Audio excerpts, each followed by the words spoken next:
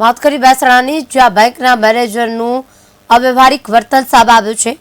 જેમાં મહેસાણામાં ઘોર બેદરકારી સામે આવ્યું છે। બેંકના મેનેજરે અવ્યવહારિક વર્તનનું કર્યું છે। શિક્ષિકાને સરકારી કચેરીઓના ધક્કા ખાવાનો વારો આવ્યો છે। પ્રાથમિક શાળાની શિક્ષિકાને ખાવા પડે છે ધરમના ધક્કા। મહેસાણાના બેંક મેનેજરે અવ્યવહારિક વર્તન કર્યું છે, જ્યાં સમગ્ર બાબત સામે આવ્યું છે। શિક્ષિકા અને સરકારી કચેરીઓના ધક્કા ખાવાનો વારો આવ્યો છે। પ્રાથમિક શાળાની શિક્ષિકાને વારંવાર રજૂઆત કરવી પડે છે, ધક્કા ખાવા પડે છે, પરંતુ તેમનું જે કામ છે તે યોગ્ય રીતે કરવામાં નથી આવતું, જેના કારણે આ સમગ્ર બાબતે સામે આવી છે।